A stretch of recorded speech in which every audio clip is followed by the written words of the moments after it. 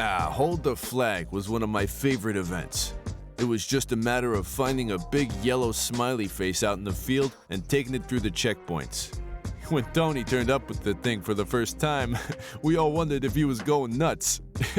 I mean, just imagine it. You come to work one morning and there's this big yellow thing standing out in the yard and grinning at you. At the time, we didn't have a lot of time to discuss it. The bosses were breathing down our necks because of the lost betting income, so we used it. Yeah, looking back, it was a good idea. That grin turned out to be an unexpected gold mine, and we were back in the boss's favor.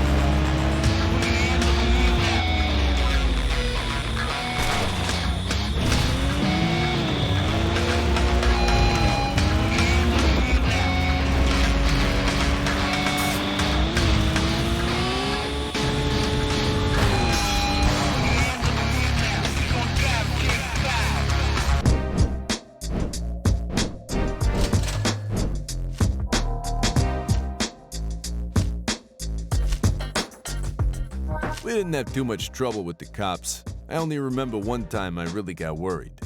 Due to the business with the bribes, we still had a couple of packages we needed to dispose of in Flat Shoals. Everything was prepared and it looked like it was just going to be another routine run. Man, you plan everything carefully. Fill the tank, make a couple of sandwiches for the journey, and then the cops tow you away because you parked in a no parking zone. And all because your wife forgets to buy tomatoes and you want to be a good husband. Luckily, the cops towed the car straight to the pound. Boy, if they'd opened the trunk, we'd have been screwed. We had to get the car out of there as fast as possible. My face was known all over town, so only one of the drivers really could be considered for the job.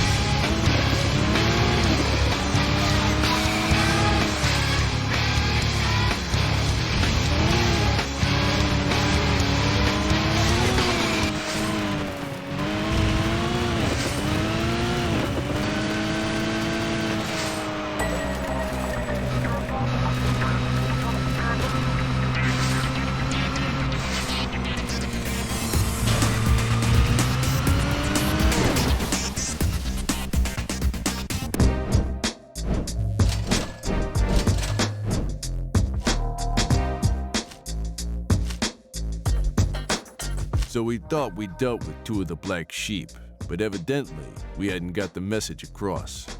There were still a couple of no-goods out there who just didn't want to get it. The solution was a knockout race. Nobody liked driving with a bomb in his car that exploded if he was placed last in a lap, especially if he had a skeleton in the closet and knew that Tony's crew could rig his car or its protective armor plate anytime they liked. Drivers who hesitated made themselves suspicious from the onset, and those who did take part could never be sure just how much we knew. We reckoned on the drivers getting nervous and making mistakes.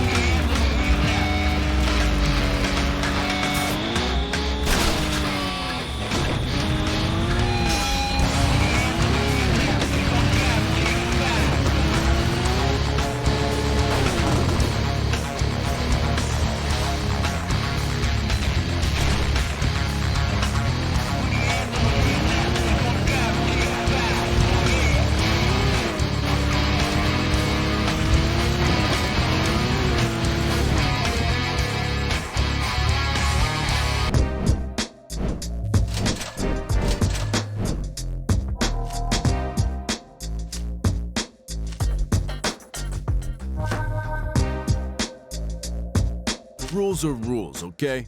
Drivers who wanted to get into the professional league had to complete a bomb run.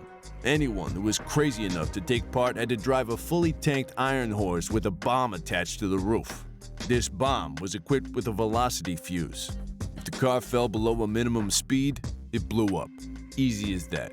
Believe me, wild horses couldn't have gotten me in that car.